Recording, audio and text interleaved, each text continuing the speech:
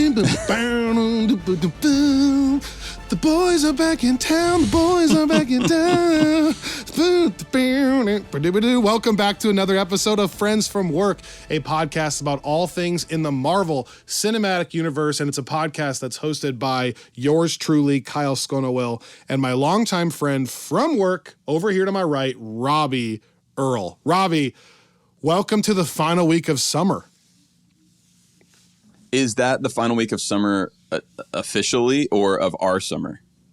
I think more our summer, but isn't Labor Day also kind of like the official end as far as like you can't wear white pants after Labor Day? That's a good point. It's a huge burden for me because it's like every other day I'm rocking the white pants and then all of a sudden it's like I have to totally restructure my entire wardrobe. People never see that because this is always just waist up, but every single time I'm recording pre-Labor Day, white pants.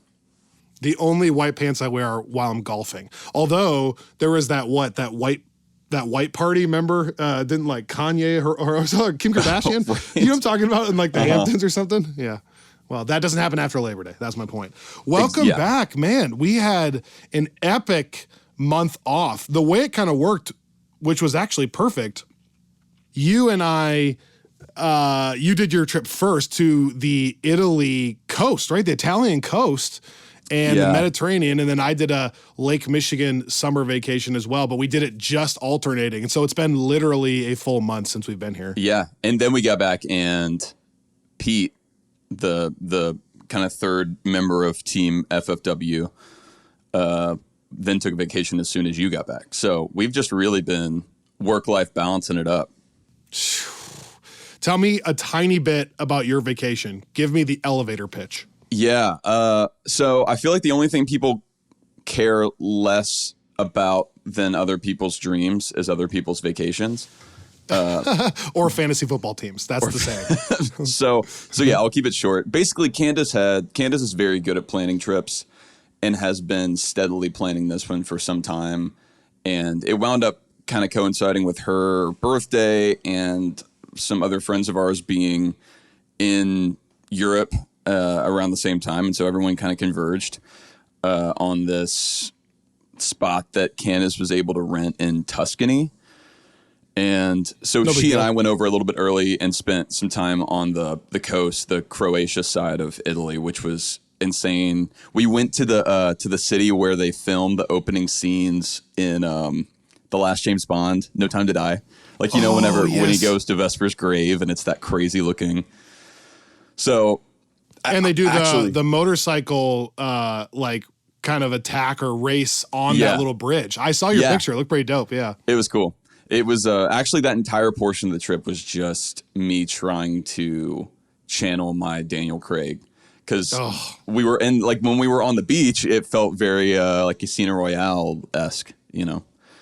But then we met up with folks in the Tuscany area, and it was good. It was like a good, wholesome time with friends, and I did not open work like at all for like a week straight, which is not something that has happened in a bit, even after the surgeries and stuff. So it was like a very kind of hard reset. It was nice. How about you? The pictures looked amazing. Yeah. I had a similar experience, not to Europe, but we went to the Lake Michigan coast and stayed in a mansion literally 100 yards from Lake Michigan. And we did the first 5 days with Annika's family and then the second 5 days with my family. And it was unbelievable. I shared some pictures on our Patreon and our Substack, but the weather was perfect, and this house has all glass kind of windows on the back facing the lake. So with like automated curtains. So Annika and I would wake up and then you just push this button, the curtains go up and you're staring at the lake. You literally feel like you're in a cruise ship because you can't see the sand from the window. You just see the water. Oh, and, that's crazy. It was literally paradise. So we had a blast. Back now, weather's starting to turn a little bit cooler. I'm starting to get a little bit closer to the fall football weather that I like, although you're probably not in Austin. But yeah, excited to be back on this podcast too. Well, I'm just glad that that my house up there, my mansion, treated you well. I've been wanting to get you up there to let you spend a bit of time. I've been meaning to say thank you. So appreciate it. You're welcome. Always. You're always welcome. That is one of the things about Nashville that I've probably said before I miss. We're both in the South. We both get really hot summers, but there comes a time of the year where the roads diverge and you start to move into a legitimate fall, and you stay at 100 degrees. This is us. And then it's so sad because I keep looking at like the 10-day forecast, and anytime it even goes to 99, which I think is the lowest it's been at least in recent memory, I'm like, oh man, it's like out of triple digits. That's incredible. And then the next 3 days are all like 105, 106, 107. Yeah, we're now at 89 and 90, and I'm still like, man, I'm getting tired of this. Like, I need 80, 78, 75. But yeah, you're a long ways from that. 3 more months, probably. Dude. October. This episode, not only a reunion for us, I had plans for this episode 4 months ago. So when I was in the heat of Secret Invasion ending like that week, and then you and I kind of parted ways for a little bit, I took notes on how I'd want to fix Disney Plus and just the difference in the critic score and the audience scores of all these films this summer. And what's weird and actually crazy refreshing, it's amazing to me when you actually do step away from it for a while. Like if you get off Twitter, if you go to these vacations, you just kind of catch your breath. I'm now coming back a month later, not really wanting to get into any of these notes. Like I found myself just refueled, recharged, and not really caring about all this stuff in the negative light, anymore. And it was really refreshing. And so weirdly, I do want to reflect on Secret Invasion and a little bit the summer what was, and we got to rank it, but I am not coming in as guns a-blazing as I thought I would be today. I'm just ready for a new positive era. That's what I'm ready for. Yeah. Well, and it is kind of nice. Just, I feel like for the last year or two, well, I don't even know that that's accurate. I think the period between like 2021 and I guess the end of 2022, it just felt like everything had such a magnifying glass on it. Like it was like every bit of news we got was this thing that was worthy of coverage and speculation, and I think, which is not bad, and a lot of that is also excitement, being channeled in a particular way. But I also think that it just makes it all start to feel really intense, like we're watching some kind of good point game and trying to see like is Disney going to win this one? Like where are the points going to be scored or lost, or like my sports analogy is breaking down.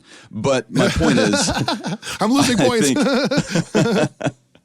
I think it is kind of nice to just like to step back and look at what we have coming and be excited for it, and moving a bit out of the phase of having to react so much. It's weird because I think you hit the nail on the head. That is the biggest shift I've seen. It's not that people, for the most part, at least the last couple of years, like it less or are less passionate about it. It's actually the extreme amount of passion that things like Endgame created. Right. And then the rise of the social media culture where you have to have a take. It became a thing where, it's more like you're following a sports team with casting rumors and whatnot. And we're getting closer and closer to that and further from just enjoying it. But I'm saying, take a break a little bit. When you take a break, hi Candace, by the way. When you take a break, it can be really refreshing, because now I'm just fired up to actually go into the fall and watch Loki and the Marvels. And I've got my mind cleared of that stuff. And I'm really excited about it, actually. I feel like one of the last things we covered before we took a break was the kind of record-breaking Loki trailer, right? We've talked about that. Correct. And just in summary, we had a massive summer here on Friends from Work. So if you haven't caught up, you've had a month to catch up. But I still think there is time to catch up on some of those episodes. We did, I want to say 6 or 7 other films as well under Screensaver. Had Candace and Emily, speaking of Candace, guest star on a Barbie episode. Which, by the way, I feel like has gotten quite a lot of buzz. So I want to recommend that folks go check that out if they enjoy Barbie or if they just want to kind of get a different take on the Screensaver stuff. Which Barbie actually officially, I saw yesterday, passed Super Mario Bros. As the highest grossing film of the entire year so far. Wow. So yeah, it's like above $1 billion, I think now, and headed in that direction, which is crazy. Did you see the Alamo Drafthouse headline about Barbie over the last couple of days? No. Apparently Barbie just crossed the mark of the most, it beat Endgame as the most profitable movie for Alamo Drafthouse of all time. That's crazy. That's wild. It is wild. By the way, I saw your wife commenting on this too. Have you seen the news about the Taylor Swift stuff that's coming up? She's putting out a film on her Eras tour, right? And the pre-sales are like matching Avengers Endgame. Dude, it is insane the amount of power, economic power that one person has. She is a star beyond stars at this point. Yeah. It's pretty wild. Yeah, it's insane. Anyways, there are a ton of episodes to catch up on. Robbie and I, in general, had a blast this summer. Indiana Jones and The Flash, dating all the way back to then. Spider-Verse, into the Spider-Verse this year. Guardians 3, dating back to our February coverage of Quantumania. And, you know, we were talking about the critic thing and some of the differences in the critic score and audience score throughout the summer. And then you brought up the way our culture is shifting. It was made apparent to me this last week because I posted on our Discord that we're going to be doing a rewatch of Moon Knight really soon, which I freaking love. Right. And a lot of our listeners are like, oh, good, I can't wait to get into it because I loved it. But so many people online didn't like it. And truly, this is what the break has done for me. I guess I was even unaware of the fact that there's a rise in people not liking that show. Like, I loved Moon Knight and didn't know that people didn't like it. And it was actually a very blissful place to be. Like, I didn't need to know that people don't like it because I loved it. And so we'll be getting into that soon. Yeah. Well, and I guess 2 things there.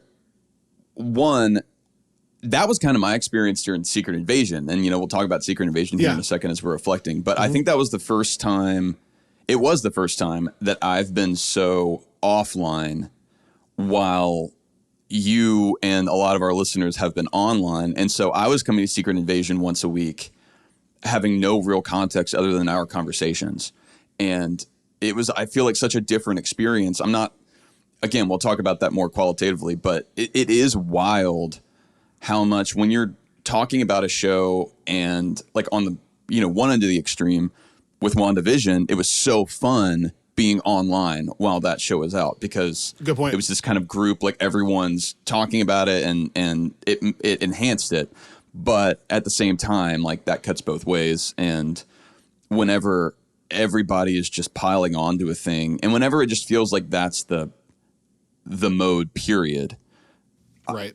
I think but the other thing I was going to say on the Moon Knight front, just before I forget, that is our plan coming up, just in case people are trying to kind of get reoriented. Starting next week, we are going to continue our Phase 4 rewatch, and the timing is going to be kind of perfect. We didn't even really plan it this way, but our next chunk in the Phase 4 rewatch ends with Loki Season 1, and then we will roll straight from that into our coverage of the Loki Season 2 premiere. Yes. So our Loki rewatch episode will also be our spoiler-free preview for Loki Season 2. So that'll be a fun one for people that are just kind of trying to get reacquainted. But yeah, that's what the next couple of weeks will look like here on the main feed. That's a good point. Now is probably a good time to do a couple of housekeeping things. I said there were a ton of episodes that you can catch up on from this summer. But over on Friends from Work Plus, we released a bunch of fun just discussions on MCU deep dives and things like that you can check out if you want to subscribe.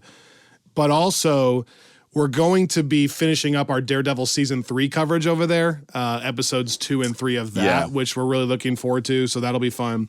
And then here on the main feed, we're going to be doing a rewatch of a few different projects. I think it's Eternals, Moon Knight, and then Loki. That's what you said, right? So that's what's coming up here after reflection on Secret Invasion.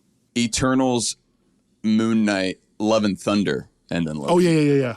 Oh, you got to get that in there. You got your reference in there. Don't forget my boy. Yeah. Which, by the way, talking about Screensaver and just the rest of the year, I finally saw the trailer for the new Taika Michael Fassbender film before the last movie we went to in theaters, and it looks really great. I don't know if you've seen it. Yeah, the soccer movie, right? Yeah, that'll be covered on Screensaver for sure. Yeah. And then, as you said, I'm working on a friendly reminder for YouTube, which is really fun. I just sent you the script to kind of review and edit, which is a fun thing that we do where we catch people up on everything that's happened to Loki before Loki. Mm-hmm. And then season 2 starts October 6th, and you and I have some fun plans for that as far as when those episodes are going to release, which, by the way, welcome to Monday episodes. You're hearing this on a Monday. Oh, wow, yeah. Because Loki is now releasing on Friday night, which, again, just stay tuned because that's going to tie into my Secret Invasion thing here in a second. Yeah. But that's going to give us some time to record on Friday nights or Saturday mornings and then get the episode to you all on Mondays, but maybe mixing in a live on YouTube kind of thing on Friday night or a group watch, which is something you and I have been discussing even with these rewatches, is how can we actually get more listeners to do the rewatches with us? So we really want the Loki conversation to be current and all of us having it at the same time, which maybe the new time slot rumored could help with, which I'll get to in a second. Yeah. But then it's Loki right into the Marvels, which we have some big plans for. And then I think as of now, Echo still dropping all at once later this fall. That's basically at this point all we know confirmed with the MCU. Because of the writer's strike, who knows after that what the beginning of 2024 even looks like anymore. It's constantly changing, so much so that it's not even worth updating everyone on because it's always changing. Well, and I think to that point, I'm gonna fact check here while we're talking, but I think that the Friends from Work news correspondent Greg Arnold informed me that Echo has been pushed to 24 potentially. Oh, it has been pushed back. Gosh, it's always changing. That stuff's killing me these days. I think and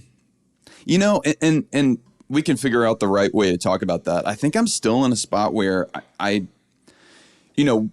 remember when things were getting pushed back during COVID and we were kind of coming off of that big drought after Endgame and Far From Home. And it was always a real bummer when we would see like WandaVision and Falcon Winter Soldier getting like continually pushed. But I'm still at a spot now where we just got so much so fast in phase 4 that I'm like, I'm okay with if that's what the project needs. And that's going to make it the best it can be. And obviously the writing strike stuff is playing into that. But I think, we've got Well, we Loki, need the writer's strike to end for a lot of reasons. For a lot of reasons. Not just for us. Yeah. But yes, I think to confirm, it looks like Echo is now set for January 24, tentatively. Okay. I will say there is a dark gap of a lack of content usually that happens in January and February that I did, I said last year I wanted a show there. Like, why not put a show there? Just because, people are stuck inside, it's dreary outside, and you got nothing else going on. That's when you drop a show. That's what happened with WandaVision, which I thought was such a win. So yeah, true. That's a good point. Okay, let's get into some Secret Invasion, some Disney Plus reflection, the summer that was, after a quick word from these sponsors.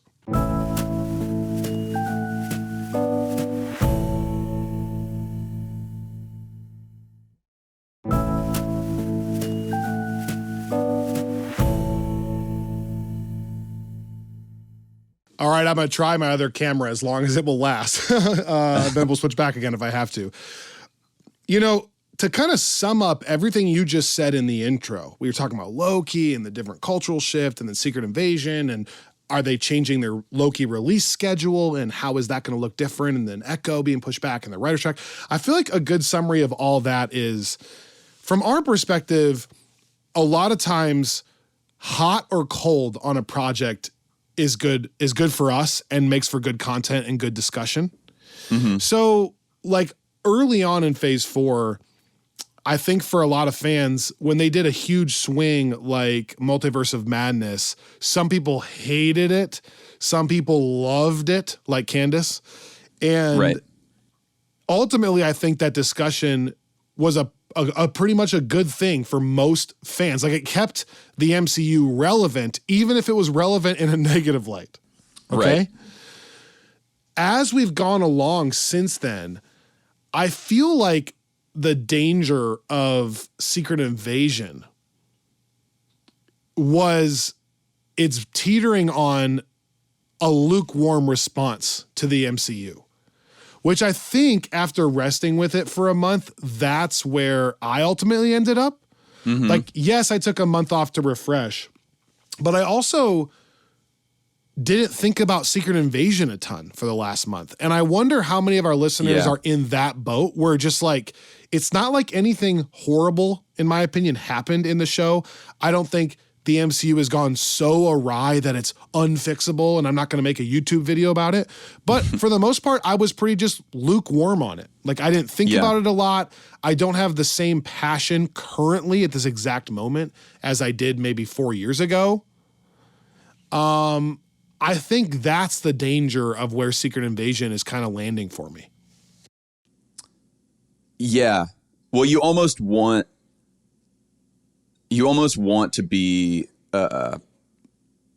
upset if something isn't excellent, because that shows where your expectations are. And to say point. It shows where they have set the expectations, I guess I should say. I don't know. I still don't. I think I'm probably in a similar spot with Secret Invasion. I think I came into it not like I think I was just, maybe it's because I was really busy with work, but I wasn't putting a ton of pressure on it, and so I think that I was pleasantly surprised about midway through when I just started to really.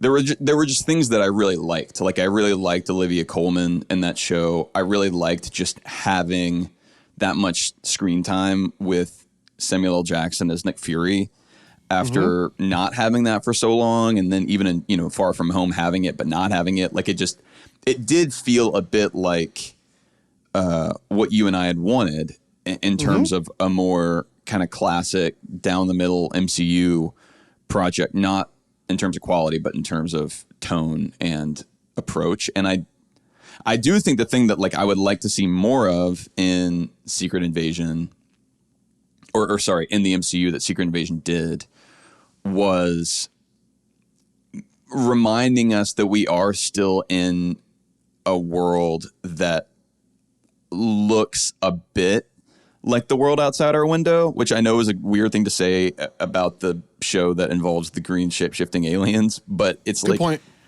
It's just after Endgame, they had to. I mean, we said that. Like, they had to lean into the world is so different now, but that is also the thing that I've talked about before I struggle with when it comes to Marvel Comics, which is at some point when you have this many like planet ending events and like mega god cosmic level threats, it's just these people are no longer going to be recognizable to us. Like, the average person that lives in that world has such a different experience and like cosmology that I like that, whether or not it's believable, that we're now kind of coming back to like a world where you have a president making decisions based on international politics, not based on whether or not there's some kind of like massive threat or not. Also, like, that it's not being made by Nick Fury or by like Ross or by whoever. Like, it starts to feel like, okay, like, even if this is a stretch that we would have bounced back this quick, I like that it feels a bit like the world that we were first introduced to in 2008. That's such a good point. There were a lot of things about Secret Invasion that I enjoyed a lot. And I wonder how much overall the vibe would be different amongst fans if the show had been called Nick Fury. I've said that before, but just not trying to tackle the Secret Invasion storyline per se, but telling the same story, but just more a reflection on where Nick Fury's at and where he's going. Yeah. I agree with everything you said. I liked the look out your window feel. I liked seeing all the ramifications on actual humans on Earth. I love seeing Olivia Colman and the introduction to some new characters, and most importantly, getting Nick Fury and Sam Jackson a chance to kind of stretch his legs a little bit. And I like the slow pace overall, where, yeah, we let ourselves sit with scenes of long dialogue, and that was okay. And I really enjoyed that. I did feel like the finale left me meh, but this is maybe a good spot to go ahead and just rank it, because where I've struggled with ranking this, Robbie, is, yeah, the finale did leave me feeling meh, but I felt like throughout the show, it was mostly giving me at a high quality level the stuff I was looking for. Like you and I talked about in the episodes multiple times that like visually this looked great. I liked the pace. I liked the dialogue. Like for the most part, the writing was coming together, and I liked the added intensity in the violence department. So for the most part, I feel like critically it was doing a lot, but I did leave feeling meh. And I think on a critical perspective, it just felt like by the end for me that maybe they tried to bite off a little more than they could chew by the way they just kind of like scrambled the ending together, it felt like. And Gravik was just wiped out. And like, I did love that post-credit scene, or like not post-credit scene, but towards the end, the sequence of seeing the ramifications now of humans that are angry at Skrulls. Yeah. Yeah. But it did feel like it was kind of rushed into the ending. And when I zoom out on it, like I've said this a million times, I just am left feeling like, okay, that was a fine story. So for me, what's been really hard is like on the preference front, because of that feeling, I think I would go somewhere in like the 5th to 6th best show range. So like WandaVision, Moon Knight, Loki. I think I maybe even prefer Hawkeye. And then for me, it's like She-Hulk and Secret Invasion there probably. And then Ms. Marvel and Falcon Winter Soldier behind that. But critically, I don't know. We have to come to a joint ranking here. I had it 5th critically. Critically, WandaVision, Loki, Moon Knight, She-Hulk, Secret Invasion, Hawkeye, Ms. Marvel, Falcon Winter Soldier. Now, critically on Rotten Tomatoes, it's the lowest score Marvel's ever had. But again, I think that's influenced the entire summer. The scores were all whack. I think our culture's changing for those kinds of scores. We don't need to get into that. So I'm not going to like take that into account a lot. I think a lot of people felt like me, like the show was pretty good and doing some cool stuff, and then maybe fell flat at the end. How would you rank it? Somewhere in that lower middle range? Is that fair? Or would you go higher? No, I think that's probably right. I ultimately, if we're talking preference, do you prefer this or She-Hulk? Do you prefer this or Moon Knight? Do you prefer this or Hawkeye? I think I like those. I think I like all those more. The only thing is, you know, we'll talk about this when we get to Hawkeye. Like I feel like a lot of my things kind of moved around on my most recent rewatch, and then I'll probably come back to them again as we're going through Phase 4. But Hawkeye, I feel like has aged pretty well for me, actually. So that's one that was lowered that I think has gone up. Moon Knight. Well, mainly, I think the finale of Hawkeye is not as bad as we thought originally. Not quite. I think, No. I think that's right. I think what's hard about that for me is I look at like Ms. Marvel and Moon Knight, and those are shows that I think are objectively a lot better than parts of Secret Invasion, certainly. but it's really hard for me to get past how nice it is to be back in like this ongoing story that we were so invested in for so long, that it's like there is a part of me that can imagine myself watching Secret Invasion and enjoying it more than going back and revisiting Miss Marvel, just because it feels a little bit more like home to me, like as the longtime MCU fan. So it just gets really tricky when I'm ranking it. But I think, I mean, it's definitely right in that zone, which would what? So you're saying where is Hawkeye numerically? For me or for us? I guess for us. Actually, can you just read off our current ranking to refresh everybody and myself? Yeah, and for those watching, I'll put it on the screen here.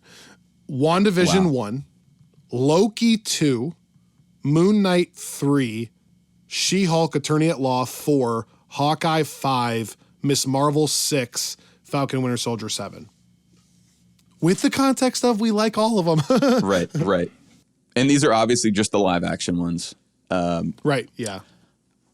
I think I'd go 5 or 6, above Miss Marvel and below Hawkeye, or above Hawkeye and below She-Hulk. Is that about it? Yeah, I think probably above Miss Marvel Below preference Hawkeye. wise, with my big caveat being, had Miss Marvel done a lot of the stuff that we talked about during that time, like I think Miss Marvel had the opportunity to do the things that I liked about Secret Invasion better, like That's true. The first two episodes. Yeah, well, and like whenever it felt rooted in, like that's the thing. It for so long, and maybe I'm walking things back, but I just think the more I look back at Phase 4, I was really glad that we tried so many new things instead of just immediately kind of going back to the well. But there's also a degree of like, we are invested in this universe, like this ongoing story. And I think that there were parts of Phase 4 where it just felt like so disconnected. And like I look back on the Infinity Saga, and really, like if you look at the pacing of it, and I think you and I maybe talked about this recently on a Plus episode or here, it's all blending together. But really, like Phase 2, for example, you had Ant-Man. That was the only new introduction in the entire phase. Like you had set everybody up. And then Phase 3, you had the introduction of Spider-Man, which doesn't quite count because it's Spider-Man. And then you had like Black Panther introduced in Civil War as a part of that story and then given his own film.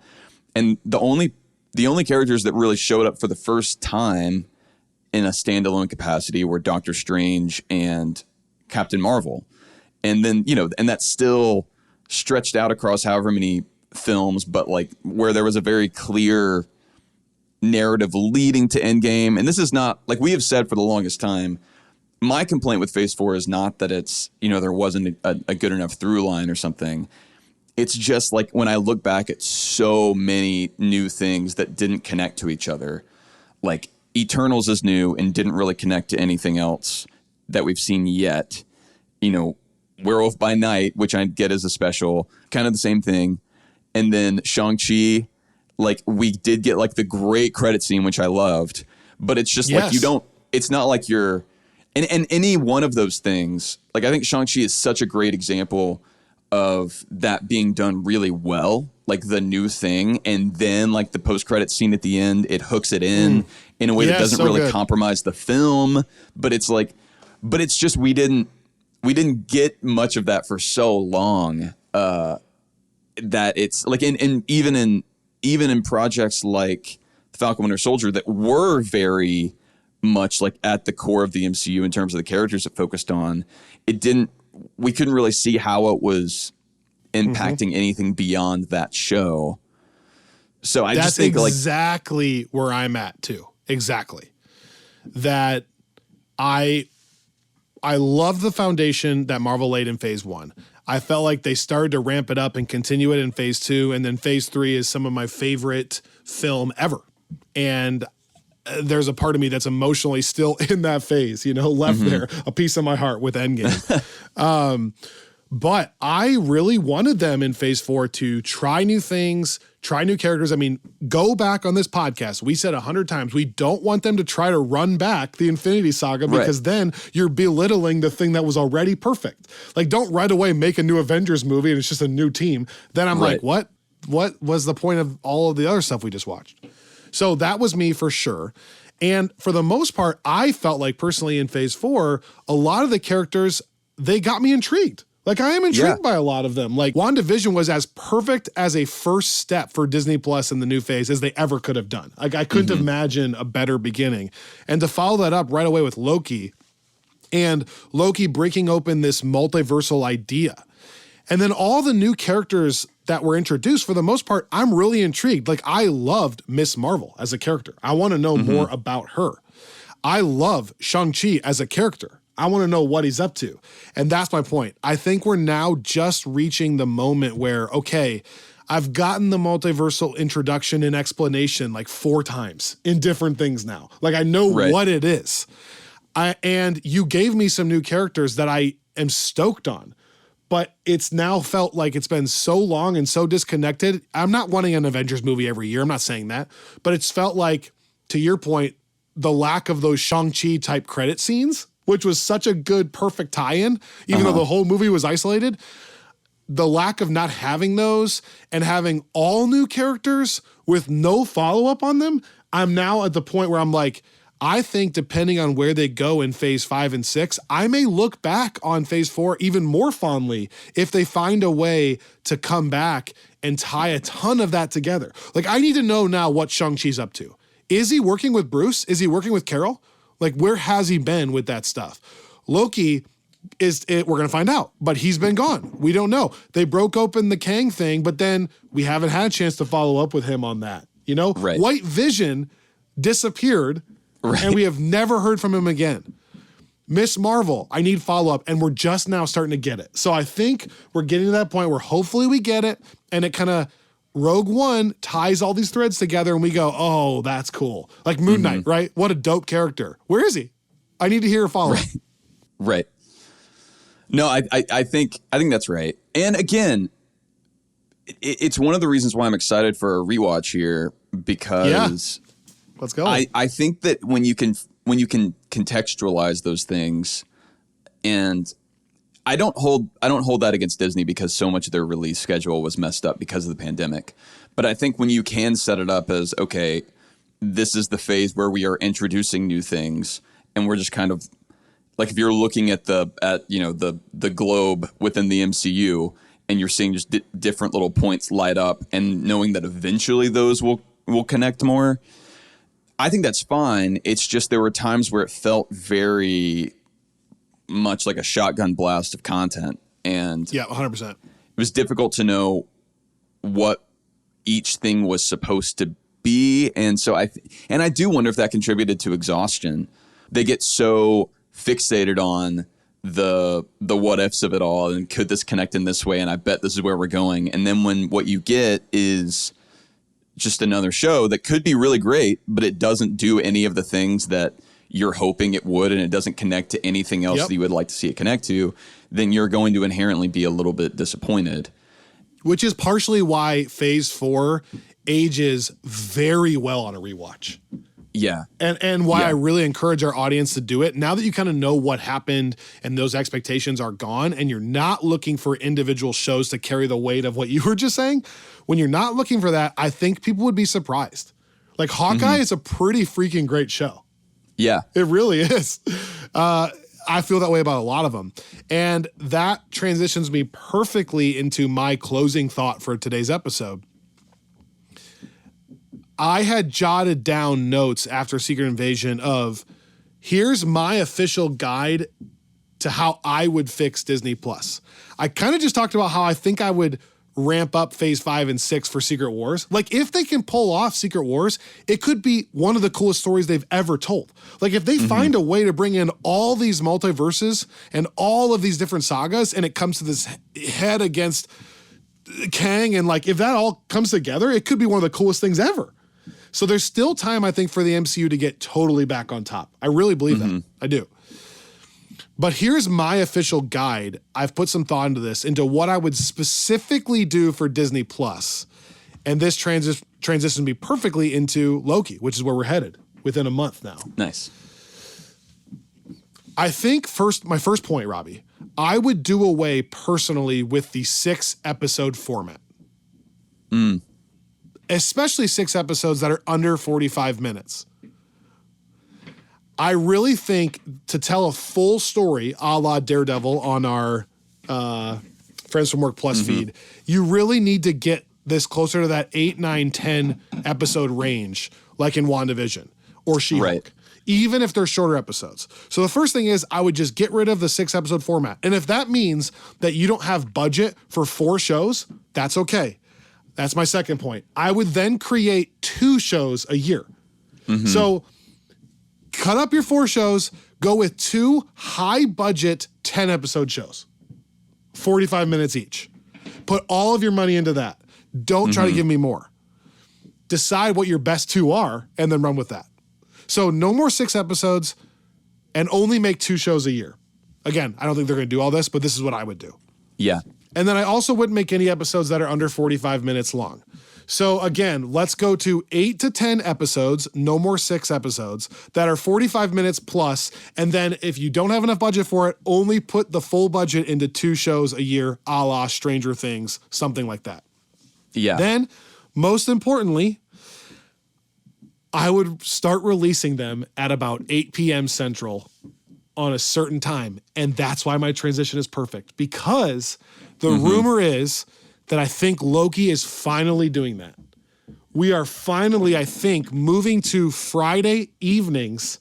And I think if it's going to be like Ashoka on Star Wars, it's going to be at like 8 p.m. or 9 p.m. Eastern, which is what we've been asking for forever, because now we can all be in on the conversation at the same time. No one's staying up till 3 a.m. to watch it. Let's all watch it at 8, and then you and I can react to it even live on YouTube like it was a football game that we just finished. Like, how fun would that be? But we can't do that when it's 2 a.m.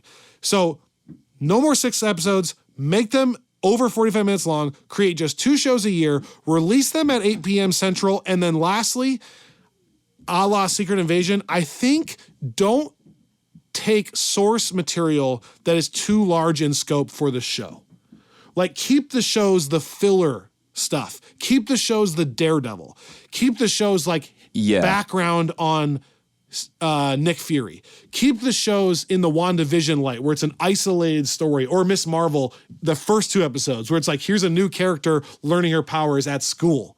Keep it like that. Yeah. Don't try to tackle a subject matter that's too big in the first place. So those are my 5 points. Yeah, and I think Hawkeye in some ways is the perfect example of that when you're talking about scope.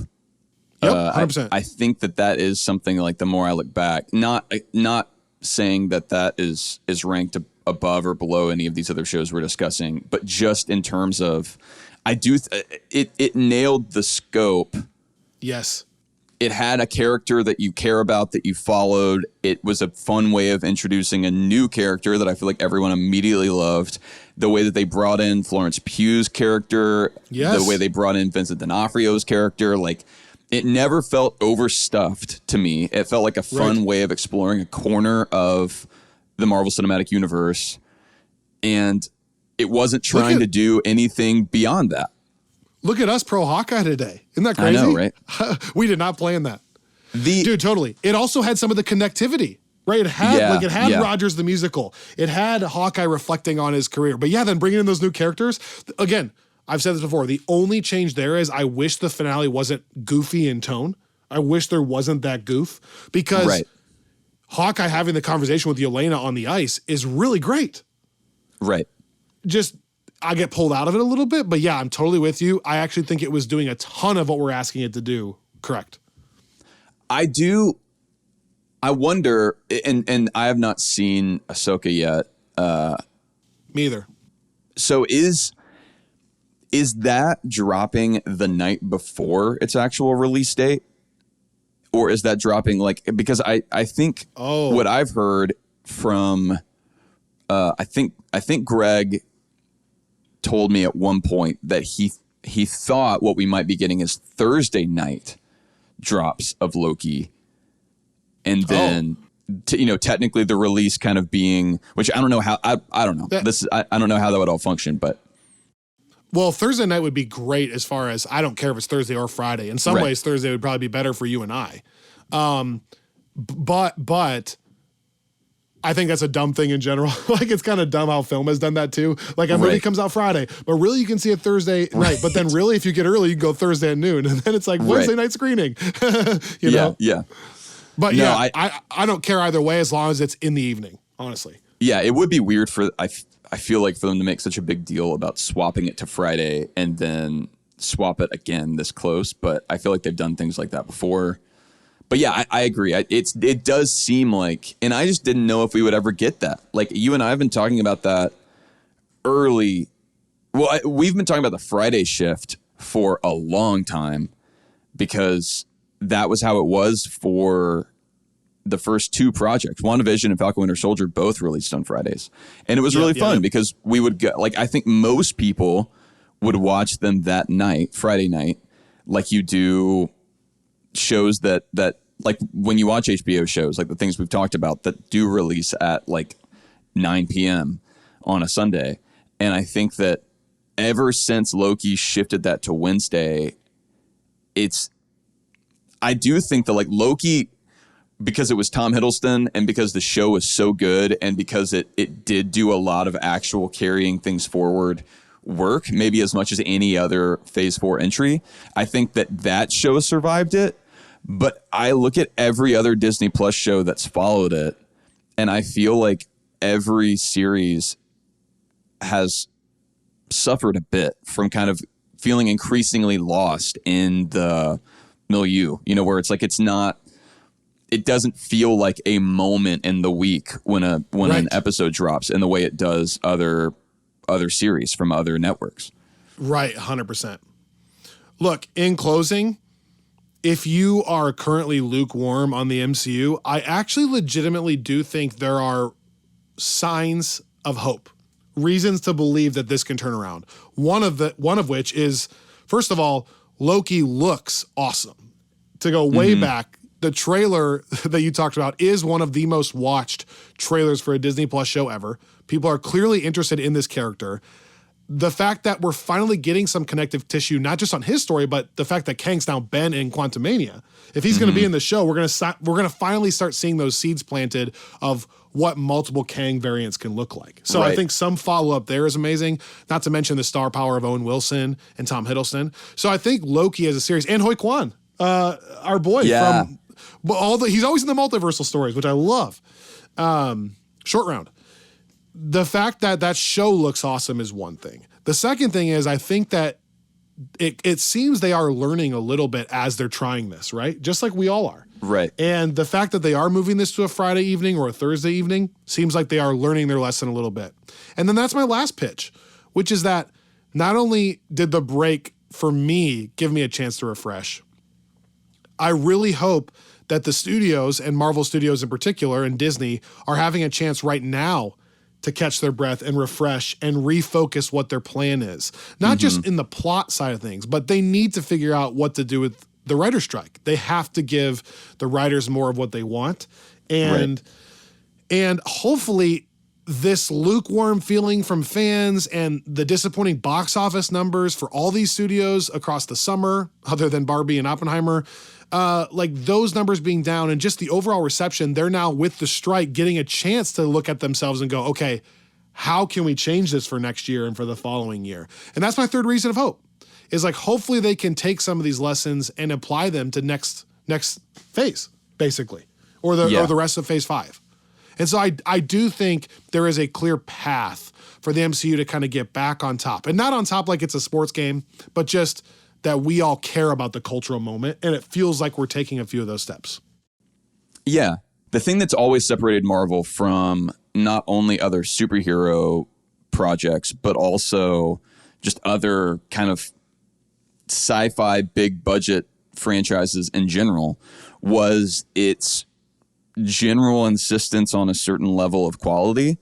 And I don't think that we have talked about the fall in quality and whether that was a thing or not through Phase 4 to death. And I'm not really trying to have that conversation. But I do think moving forward, something that it's clear to me that just doing things as well as they're being done on HBO or Netflix or wherever is just not really enough. Like, that's not what made the MCU the MCU. The fact that like it could bring people like you that were so skeptical early on around to becoming such a diehard fan, like that is not because you were just someone that was set up to like the subject matter. In some ways, I feel like you're set up not to love the subject matter, but it brought you in because of how well the story was being told. And I just think that like that's part of why I'm still so okay with them slowing down, because the truth is I just don't think Marvel putting out stuff that is on par is going to be enough. It needs to be something that people go into skeptical of and come out with, eyebrows Blown raised away. because and that's a lot of pressure. And I'm not, but I think that's, they have to figure out a way of, and they have, like No Way Home was very much of that, No Way Home. Yes, correct. And that was less than 2 years ago. It's not like we're living in like a post Marvel world or something, but it's just, the ingredients are still there, but you got to have, I don't know, whether it's less cooks in the kitchen or whatever. I get what you're saying. But I think that, I don't know, like some of the things that we've seen coming out are really encouraging to me in that sense. Agreed. Like the changing the date things are released on, the pushing things back, the fact that we have not had, only had what, 2 or 3 MCU projects the entire year. Is that right? As of now? Yeah. Quantumania, Guardians 3, and Secret Invasion, right? That's it. Yeah. So that's way slower. I think I feel it's crazy when you compare that to how many we had between like January and November in 21. It's funny when you say it like that too, because you and I liked all 3 of those. I mean, we had such a fun time at Quantumania. Oh yeah, in California. So yeah, I agree. In Call of Duty Warzone, they have seasons, and then in the middle of the season, they have a mid-season update that they call Reloaded. This is our season 4 Friends from Work Reloaded, which is episodes are now on Mondays. We have some really fun stuff coming this fall, as we mentioned earlier. I actually launched a side podcast covering some football. So if you want to follow the NFL with some fun guests, I have a really fun guest for this week. The Washington Commanders DC sports radio personality is joining me on Thursday. So like if you're into the NFL, I think we're creating a fun show over there. Screensavers covering some of the other films, and then we are back and better than ever with Friends from Work and Friends from Work Plus. Lots of content on both. Check out our YouTube channel, subscribe to our podcast wherever you get your podcasts, and then we are going to be going back through some rewatch episodes and then ramping up towards Loki, which, speaking of the quality, looks like it has that quality factor in it. And we know y'all love Loki. So thanks for joining us. Thanks for listening. Thanks for subscribing. And we'll see you next time right back here on Friends from Work.